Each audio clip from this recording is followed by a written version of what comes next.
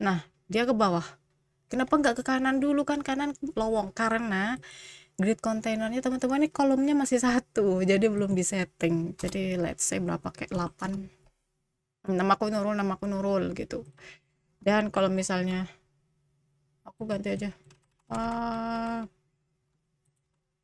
aku duplicate sampai 8 sampai 9 deh. 8 9. Nah, 9 otomatis ke bawah karena kolomnya kan cuma 8 ya. Dibatasin 8. Nah, itu buat label. Dan dia punya anak ini control, dia punya properties control, makanya dia bisa dikendalikan oleh grid container. Kita cari lagi, misalnya sprite. Oke, sprite 2D. Sprite 2D, teman-teman bisa lihat di sebelah kanan, dia nggak punya kontrol. Dia nggak punya kontrol. Bahasa jelek banget. Ya, dia nggak punya kontrol di properties. Dia cuma punya node 2D, canvas item, sama node, sama sprite 2D, karena dia sprite 2D ya. Jadi kalau misalnya kita taruh, let's say gambar apa kayak icon ini, twing, nah dia seenaknya sendiri gitu, walaupun dia anaknya grid container ini tuh, tapi beda. Misalnya teman-teman pengen masukin yang namanya sama kayak sprite, tapi dia punya kontrol sebagai properties, itu ada yang namanya texture rec. Nah, nih ini sprite 2D nya dihapus aja. Tekstur rec dia bakal mengikuti di sini karena apa? Bisa dilihat di sebelah kanan teman-teman, kontrol, dia punya kontrol. Semua yang propertiesnya ada kontrolnya, dia bisa dimasukin grid container. Aku taruh icon twing. Nah, jadi dia lumayan merusuh karena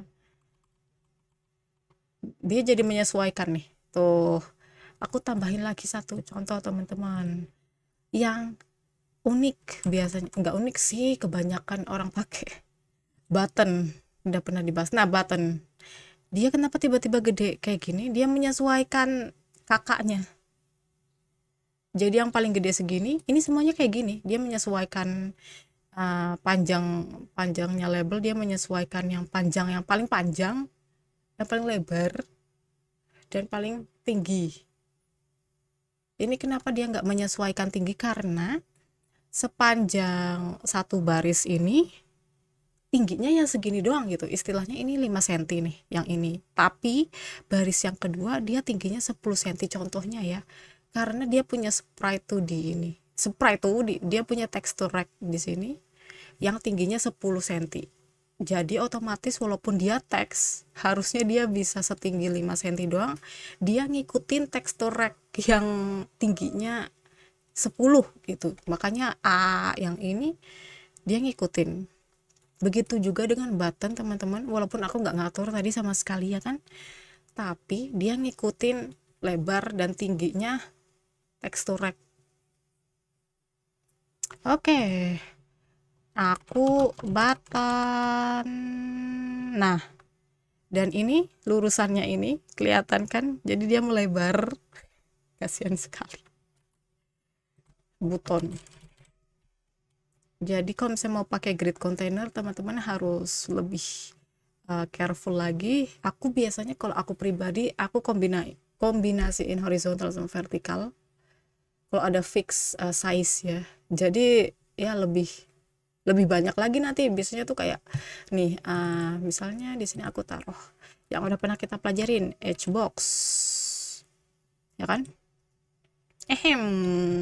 A B C D E F G H. Edge box kita belum belajar guys, ya sudahlah contoh saja. Oke, dari edge box ini kita taruh anak, let's say button lagi. Nah, dan edge box dia punya kolom begin di sini, buttonnya aku duplicate. Nah, tung. Jadi dia bakal menyesuaikan. Tuh, ini tambah panjang dia. Jadi kayak gitu teman-teman, bisa mengkombinasikan banyak kombinasi.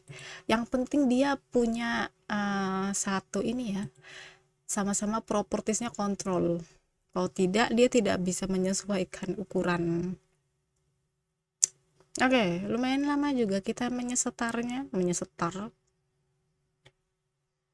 Oke, ini yang tadi Ini button ya, bisa diklik semuanya. Ini button, ini label, ini texture pack.